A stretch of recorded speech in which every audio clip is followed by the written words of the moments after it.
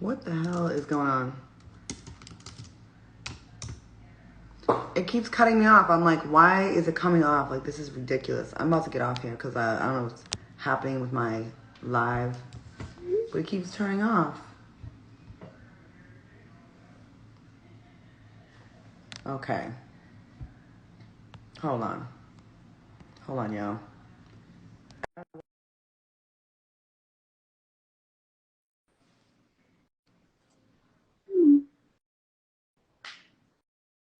I don't know what happened. I don't know what's happening.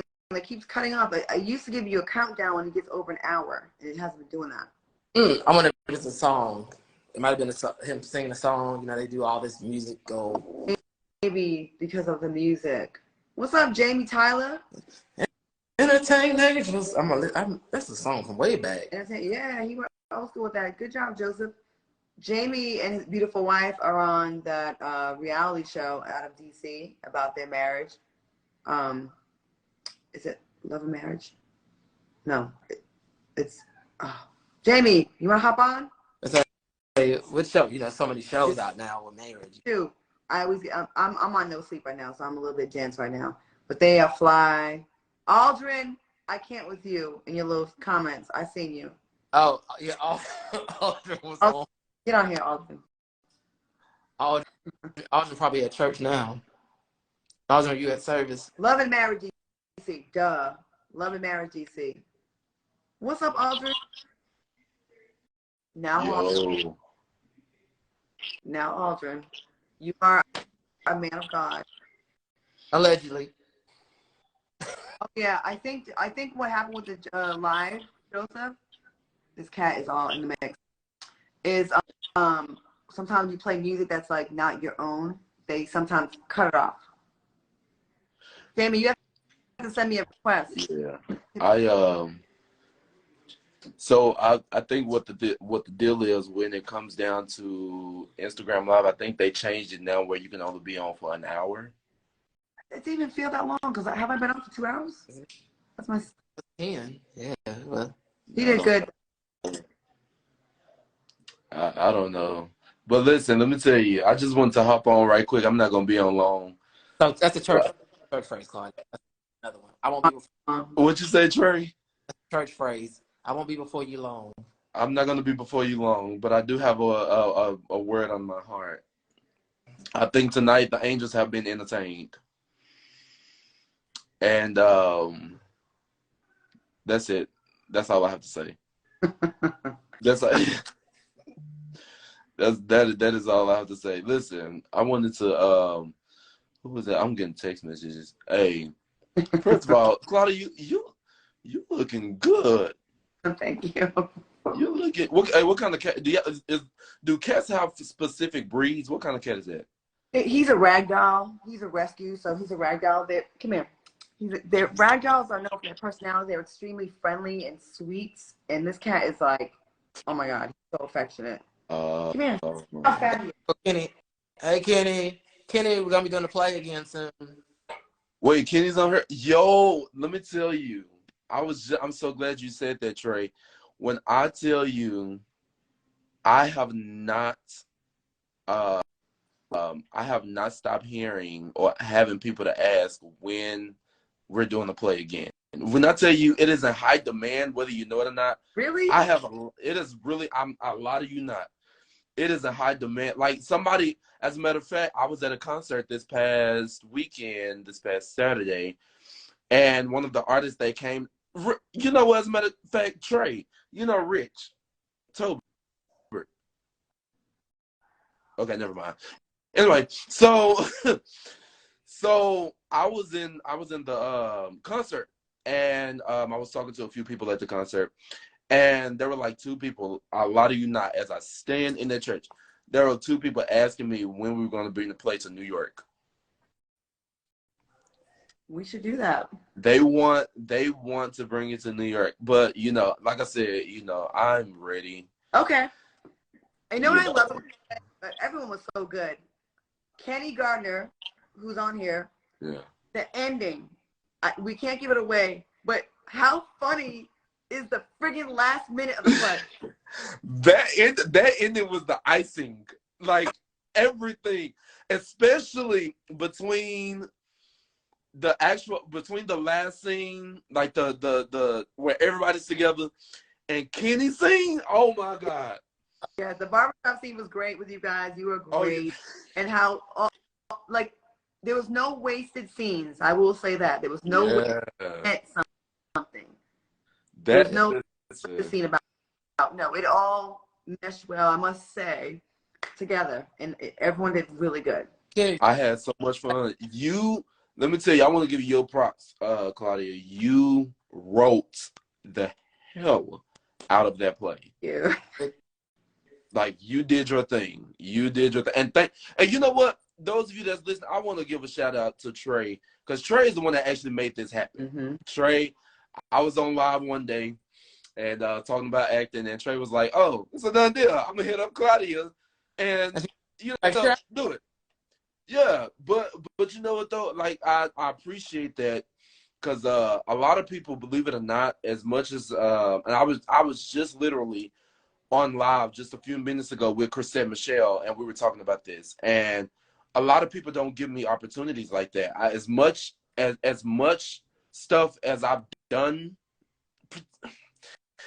really pertaining to the gospel industry, not so much of the entertainment industry, but the gospel industry. But a lot of people don't really give me opportunities like that. So for you to give me an opportunity in a field where I actually started out as a kid doing, and then taking a break and then going into my adulthood and giving me the opportunity to embrace that moment again, it really says a lot. And I'm so grateful for you. And I really appreciate you, Trey, for even just taking the time to just, give me a chance to be a part of such an incredible production, y'all. I'm telling y'all, this is probably the most funnest play that I've probably been in. Everybody was so down to earth. Everybody was so fun. Every scene is just like amazing. So I just want to say I appreciate it. I thank y'all for the opportunity, and I'm just, I really can't wait till the next We're one. gonna bring it back.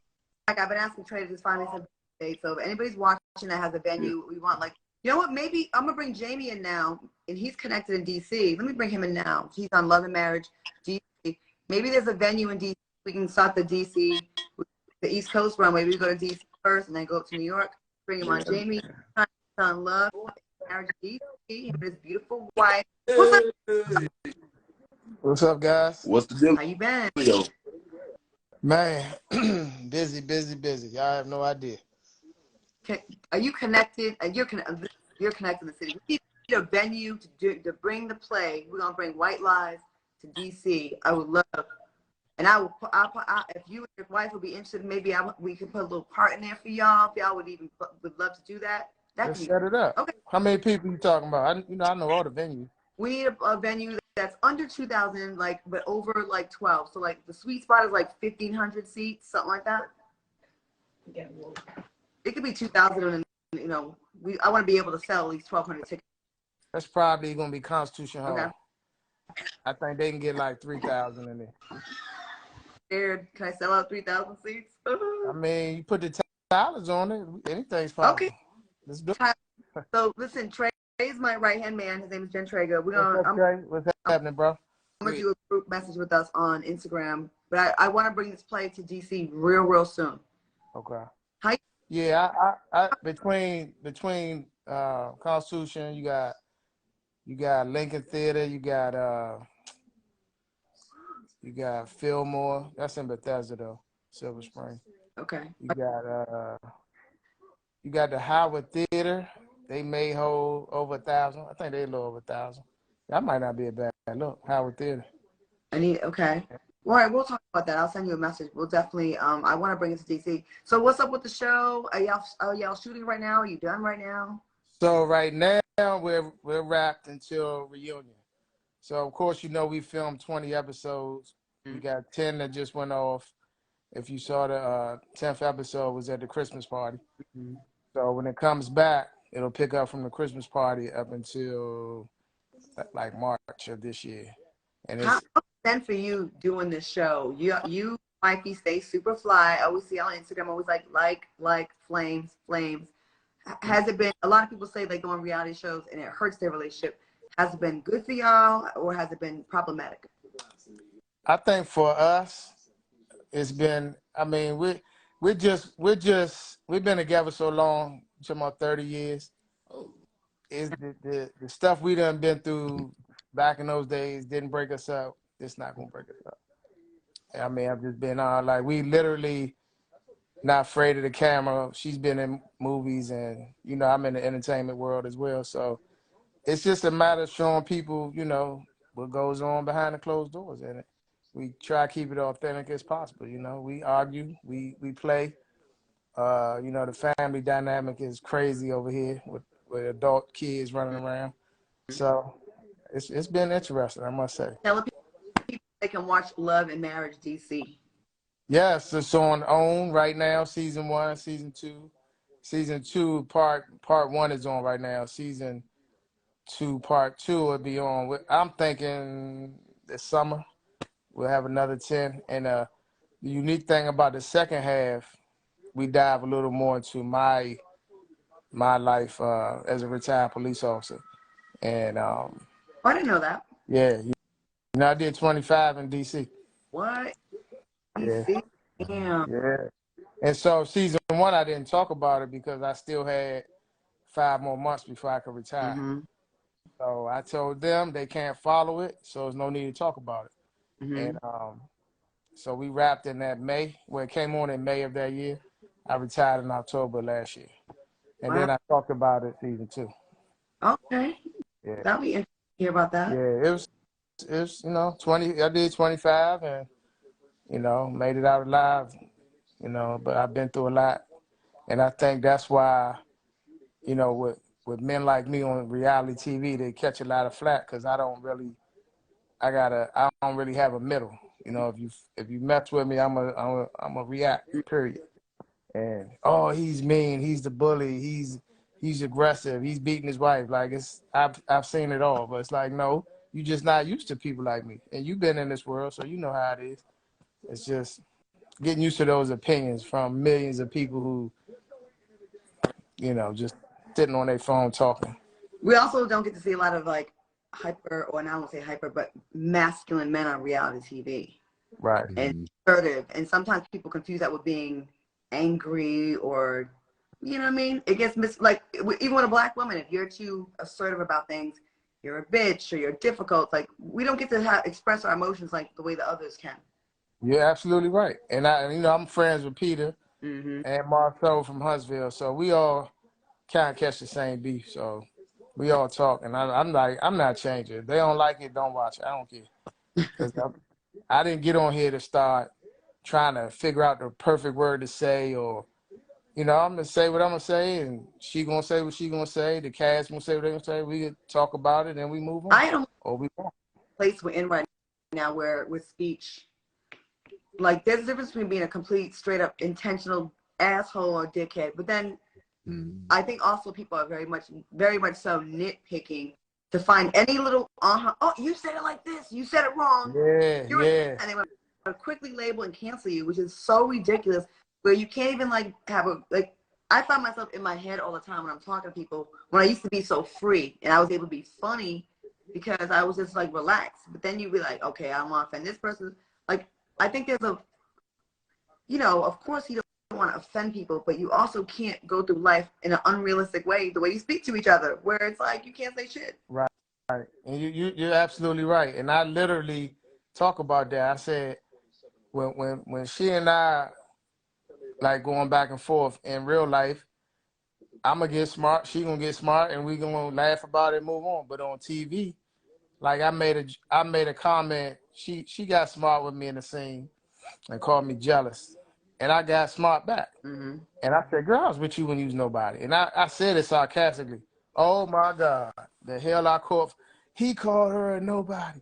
How dare I mean, they went on and on and on. I said, and we laughed about it. I didn't even remember saying it. She told me on the way home, they're going to get you. I said, what? I was playing with. She said, but you know how this shit is. I said, oh, no. Sure enough. It came on, tore me up. But like, people in your real life, like the way me and Trey talk, if anyone ever got a hold of our DMs, they'd be like, what? But when you know someone and you have inside jokes with them, and you know, like me and KJ, when we were together, we used to talk to each other crazy. But we, like our love language was like, you know, we would just be like real matter of fact, blunt about things. And Right. he would say stuff that if it was ever on television, people would be like, oh my God, vice versa. But we knew what it was. Yeah. And people were honest. The way you talk to your inner circle is usually not the way that's very much TV friendly. You talk shit to your bestie. Girl, look at Exactly. that's Exactly. of course, as long as you're not being abusive, where it's obvious, but it's nuanced. The way you talk to your closest people, they know your tone, they know where you're coming from, and people need to relax sometimes because it's getting quite irritating. It's gonna make people not do comedy anymore, not do reality shows, and not want to do talk shows because if you're gonna be penalized for having an opinion on things or just the way you talk, it's crazy. Yeah, you're right. And I'm gonna tell you, as a rookie in this world, but 25-year vet in the real streets of DC, it's hard for me to, you know, try to be politically correct because I've been in confrontation for over 2 decades every day, Right. dealing with the worst people walking the street. So now I get on the TV screen, I'm supposed to say, "Oh, wait a minute, I can't say that." But you just came for me. You ain't care. So I'm like, get the fuck out of my, you know what I'm saying? I'm gonna say what I'm gonna say, and I can't believe he talked like that, or he said this to his wife, or he said this to, man, y'all got me twisted. Like, you might as well get used to it, because this is what you gonna get. Mm-hmm. And you know me for shit over 10 years. We met at my event back in the day, and you saw I've been the exact same person. I've been around celebrities for years. You know, she's been around that world, so I'm just like, her from Howard's Homecoming, and she was interviewing me, and then I ended up realizing that me and her had the same dress, and then I remember that. Put two and two together. I'm like, that's the pretty girl from the Howard the Homecoming game. Yeah. But you came when I had Taraji at the park. Y'all walked up. I was at the door, but I knew who you were. Yeah, and I was like, oh yeah, they good. And then that's when we first met. Jamie Foxx was with me, right? Was it Jamie Foxx that night too? Nah, he was at the second time. The second time, okay. Yeah, the first time you was with the guy Tanner, I think. Who? The other actor guy. Yeah. We were all doing an appearance for Howard. There you go. Yeah. Damn, you have a good memory. My memory ain't shit. Yeah, well, you know, I was, you know, I knew who you were during that time because we were looking for celebrities to host those day parties. And your name came up, and then it just so happened that day you walked up, that's that shit. And then we ended up getting you on the next one. So. Well, you can still book me, right? Oh yeah. You can book.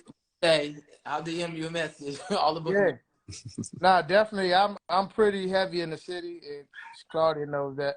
So you could definitely hit me. It's venues I can make a couple calls. Even the Warner. I think the Warner probably holds where we were last time I saw you, Claudia. Okay, I'm gonna hit you with. We're gonna do a group message, and we want to get this done. We want to bring the play, and Aldrin, you're hired, of course, and we're gonna bring it to DC, and then we're gonna make our way to New York eventually. But I definitely want to. DC is a place I definitely want to do with the play. Okay. It's funny as hell. The ending is really like. You wrote it, or are you acting in it as well? I wrote it, produced it, put the money up, everything. Yeah. Wow. And killed it. I mean, killed it, bro. Wow. Like. What's up? Congratulations. Yeah, man. I was like, I gotta rewrite this play, and then I don't know what I'm gonna do